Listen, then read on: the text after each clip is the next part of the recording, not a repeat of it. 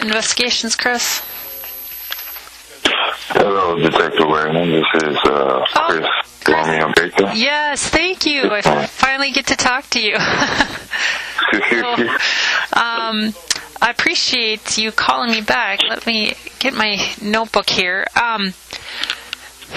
Well, obviously it's been a year, probably, or close to a year now. Almost, yeah. Yeah, I'm wondering if a couple of things.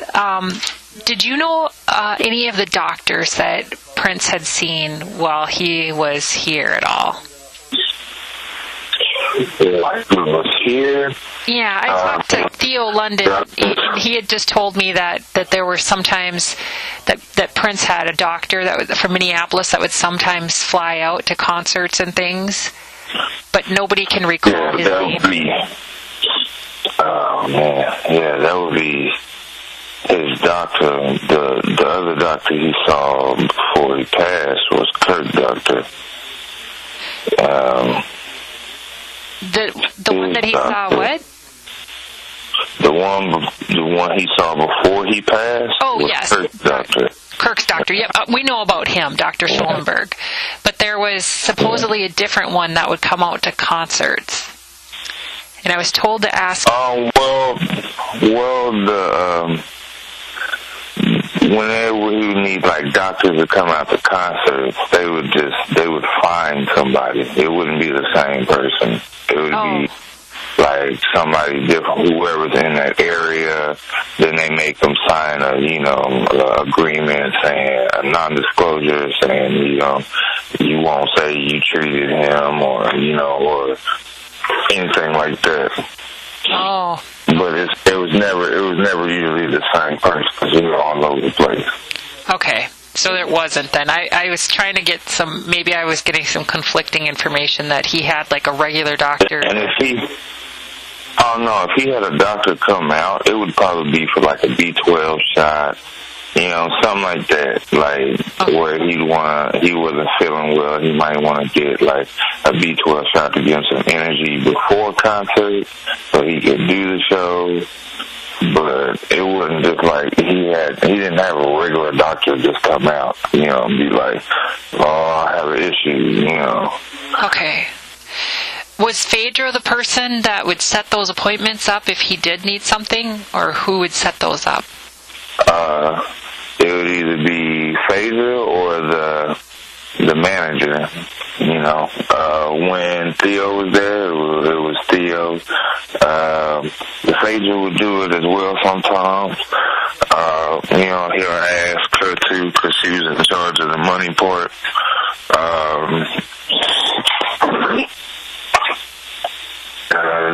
And maybe his assistant. But that was probably the only ones. Okay. So Marone could have set up appointments also? Yeah. Okay. Mm-hmm. It would have been Marone, Theo, or Phaedra. Okay. All right. And then, did you know Renville Wellington? Wendell Wellington? Yeah. Do you know of that name? Is he also a bodyguard? He may be like when he would be at home and like do house parties. He may, but I probably have to see his face with the name. Oh, so that name doesn't sound familiar at all to you then? Okay. There was some guy here, and I met most of the guys that would be in Minneapolis, and I don't remember that name. But it's like when y'all came out with or whoever came out with the story, and they were saying the bodyguard that was saying that he disappeared and all of that, which really didn't make any sense because that's against, like, everything that happened that night is against how we're supposed to operate. So I really didn't understand it. I kind of felt like somebody was trying to make sure I was home for this kind of stuff to happen. Oh, you mean like Prince wanted to make sure you were home? Nah, not Prince. Somebody else. Because what it is to me, what it seems like to me is, because one, I know a pharmacy isn't going to mess up and give, fentanyl, because that's not just nothing that they are able to just disperse like that. You actually got to have the person who's in charge there sign off on it because of the type of medication it is, and then they have to account for every pill, and then they have to do all of that. So for him to magically just pop up with it and all of that, to me, that's a big red flag. Like, that means somebody had to come in there, switch out his medication, and all that. Well, who could do that? Well, who could get into the premises and have their way through here without nobody really suspecting it? You know what I mean? Like, and yeah, okay, it was a party, but people can't wander around his house. So again, it has to be somebody who has the ability to move back and forth. Yeah, I mean, it was my job not to trust nobody. Like, even if it was assistants or whoever, random person on the street, whatever. That was my job, to be that way and to watch everybody. Okay. Detective. Detective. Do you have to go, or is it okay? Thanks. Huh? I said, do you have to go, or are you okay to talk? No. Okay. Well, that's what I was trying to figure out, is if you weren't in Atlanta, I remember you saying that Prince had said that you could stay home that trip with the Atlanta concert, and I know that Kirk was there, but I was trying to find out who else would have been the bodyguards that would have been with him at that concert. That would be a question from Malone, because they might not have been on the plane.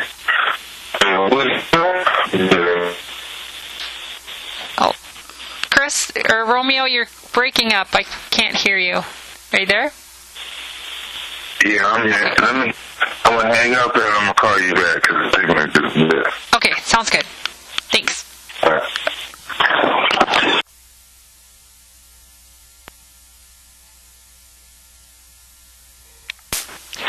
Mr. Gaither? Yep. Yeah. Okay. Okay, so you were saying that Marone would have been the one that would have set up the bodyguards to go to Atlanta? Either Marone, it's out of those three. It'll be, since I wasn't there and like they didn't ask me to, it would have been Marone, or it would have been, who's the manager with him? Phaedra? Yeah, because Theo wasn't there. I don't think Theo was there. But Phaedra would have arranged something with security or something, on site or whatever. Okay. And you've never heard of Renville Wellington, then? Like, it sounds familiar, but it doesn't. Did you know any bodyguards from Canada? No. Okay. That might actually have been who it was. But, no. Because I was never able to go to Canada. Okay. Well, maybe that's why. I'm not sure if that's. I was just trying to get some more information on him, and so I thought that you had gone to some concerts. But if you weren't up in Canada, maybe he was working Canada shows. Because didn't Prince have a couple concerts up there recently? Yeah, he had a couple up there. Okay. And I'm pretty sure they probably use the same guy that they used to use when he goes to Canada. Okay. Well, that would be a person basic. right. Okay, I think those were the two I was trying to find. Those were the questions I was trying to find out the most. Is there anything since we talked last summer that you think that would be important for us to know for this case, or anything that you think we should follow up with or talk to anybody? I mean, like, honestly, where are y'all at with the case right now? Well, I can't really say that, but I mean, we're still trying to find out. We're still trying to find out where he got the fentanyl from, and some of the people are talking to us, and some people aren't talking to us, and so that's the predicament that we're in. Kind of is. Any of the staff not talking to you? Well, I can't comment on that. Well, okay. I'm sorry, but I just... Yeah, that's why I'm... I'll tell you just what I am my own thinking, or, different stuff, okay, as far as, like I have said, everybody, y'all okay, but when it comes to, like, certain things, like, okay, when he passed, he already had been dead since, 3 o'clock in the morning, and they wait for some doctor to get there at 9:30, and then doctors started to trying to resuscitate him. Okay. Did y'all check any phone records in between that time from anybody or from that house? Going out from those periods of time in the morning? Oh yeah, we've been going through all those phone records and stuff, and we've been looking into all of that. Because what it seemed like to me was, okay, yeah, I understand that this is Prince, but this is Prince. Why wouldn't you go? Why, like, I know people say they're scared, they was nervous, they didn't know what to do, no, when it comes to helping people, it does not matter whether you're a celebrity or whether you are a person on the street. You need to help them. I agree. You know what I'm saying? If they're sitting here dying or sitting here struggling, that's it. Number 2, him being in the elevator, that's not happening. I don't care what nobody says, it's not happening. When I say I know this man, he's not going to get in the elevator, that means he was put there. So for him to be put there, that made another thing for me. Like, okay, so, well, who put him in the elevator? Who would make sure that he had pills on him in the elevator? Okay? Who would that? Because that's not how he operates. He doesn't sit around and carry a pill bottle and be like, hey, let me go take my pills. No, he'll ask for some water. He'll take it in private, you know what I'm saying? And that'll be that. Like, nobody will be like, oh, he's taking medication, whatever. Because he doesn't display that in front of others. You know what I mean? Yeah. He didn't want people to be like, oh, are you sick, or are you, what's going on with you? That's just wasn't him. And pills wasn't his thing anyway. Like, if he could naturally do it, he would do it. Like, if he could eat some raw honey, if he could drink some tea, if he could cleanse himself, he'll do it. Like, this man knew what to do. So for him to then say, oh, he was taking pain meds for old injury, that's not correct. Because he was never doing that. As much as that man, we all get old, we all have aching parts, but he didn't take medication like that. So for it to be like, okay, well now he has to take medication, or first of all, I was kind of a red flag to me, you taking pain medication, something where you were rendered unconscious. That doesn't even compute. That doesn't even match. Okay. I just thought of something ask you also, did he have nighttime security that would be there at all? At night? Yeah. Only during, and when he was at home, only during parties. The person that took care of him when he was at home was Kirk. That's the one who was in charge of the property. That's the one who was in charge of opening the doors and stuff. When, like, say we were out. Hold on a second, Joe. When, say, we were out traveling and he needed, like,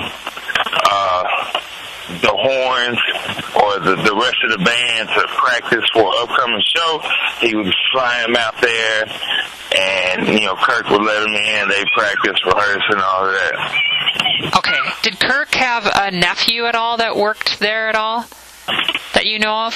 I believe he had somebody. He had family. I believe he had somebody. Does Sean sound familiar at all to you at all? Yeah, that sounds familiar. Okay. But you don't remember him at all by any chance or anything? Yeah. Really, my main responsibility was for anything outside of Minneapolis. Now, he would call me and be like, hey, I need you to come here. We got a show here before we go to somewhere else. Okay, that's cool. You know what I mean? Yeah, okay. So what I do know, as far as our procedure and as far as that many people that were there, as far as security, okay, so, all right, now, there are people that have their posts, you know, which would be a door, which would be, you know, a hallway to make sure that they don't go down in an area where, you know, people can have fun and all that, or at the gate or the entry door, okay? Okay. Plus, you also have someone who has eyes on Prince the whole time. So you wherever he's going. So you had at least 1, 2, 3, 4, maybe 5 security at every show? Oh, at shows? Yeah. See, at shows it would be me, and it would be like another guy. I have one guy for the band, and then I was able to do enough as 6 people, so he didn't hire more people. He only got other people when he was at home and for his house parties. I'm sorry, so I missed it. So how many people would he have, like, in Atlanta? Would he have had for security? He would only have one, because it was just him. The band didn't go, and it was just him. He would just have one. Okay. Okay. Because the way he operates, or the way we operated, was basically like we kept him invisible. You know, you didn't know he was there until he was there. You know, or you didn't know where he was staying. You didn't know. Like, we did everything in secret. Like, you know, everything. So it was like nobody knew anything. And then it just, the things that bug me with this whole thing, and I know it just takes y'all time to see all of it, but to me, it seemed like it was just a plan. You know, like, it's awkward. You get your name and your rights to your music back, now you're dead. Okay.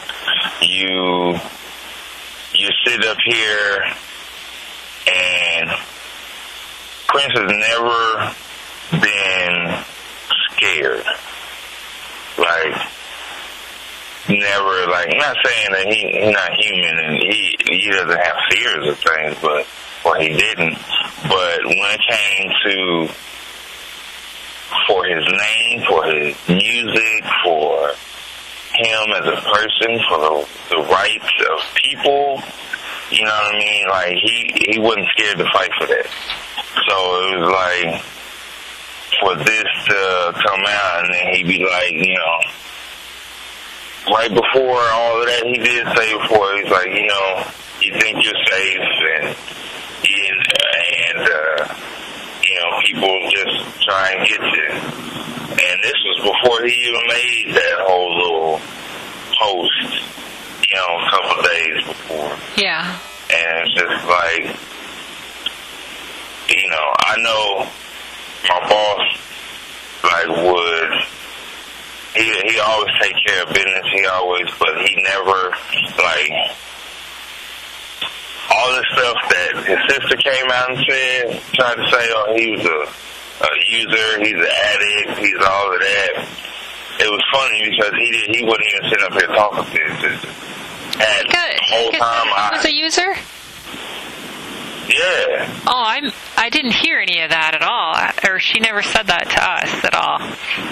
Did she say that? I think what she said it was to the media. Yeah. She said to the media. And so it was like, what? That kind of upset me. Why do people keep saying that he was some kind of addict and he was not? I promise you, I don't know how you take care of yourself, but I promise you, he probably took care of himself better than you do. Okay. Just from what he ate, what he put in his body. He was sitting up here telling us, hey, when you eat, this hamburger from McDonald's, or, you're eating this, you're eating that, all this. Yeah. He changed up most of the people's diet. People who came and started working for him wasn't vegans at first. Most of them became that way. You know what I mean? From hanging out with them and all of that. So for someone to be like, it's my thing. Fentanyl, come on now. The first time he would have, even if it was accidentally, whatever, okay. If that's the case, then the first time when he got, because fentanyl will get you super high and then put you in a cardiac arrest or something. So he would have known, hey, this ain't no pain pill. No pain pill's gonna make me feel like this. That's why I'm like, nah, I can't see him just popping these pills and being like, oh yeah, getting high off of them, and then being like, oh no, I'm fine. No, that doesn't really work. Right, I remember you saying. It makes me think. Oh, go ahead. It makes me think because him passing out on the plane, that makes me think, okay, what was y'all giving him beforehand? Because the only things that he would sit up here and eat, he'll probably get something real light before a show, have a 5-hour energy, and that'd be that. He's not gonna really eat until after the show when he gets back to the room, because he doesn't want nothing heavy weighing him down and all of that while he's dancing and doing all that. Which I understand. Well, that makes sense. I found a lot of 5 energy drinks. Yeah, oh yeah. But it makes me think you know what I'm saying? Okay, was y'all putting this in this drink? Was y'all putting this in something? Was y'all, because, for him to overdose also, either y'all put it in there that night and it did all that to him. You know what I'm saying? Yeah, we've looked at a lot of that stuff. I guess my thought was I was trying to figure out if that's really the focus, is trying to find out where or who would have gotten him this stuff, or who would have, from what I understand is, manager, assistant were the ones that would primarily get him things that he needed, that he wouldn't typically go shopping for himself. Is that kind of true from what you recall? It would be Marone or myself. Say we're in New York, and I'm sorry, when you were in New York, what? Say maybe we're in New York. My signal might be going in and out. But say we're in New York, and he wanted stuff like shave powder,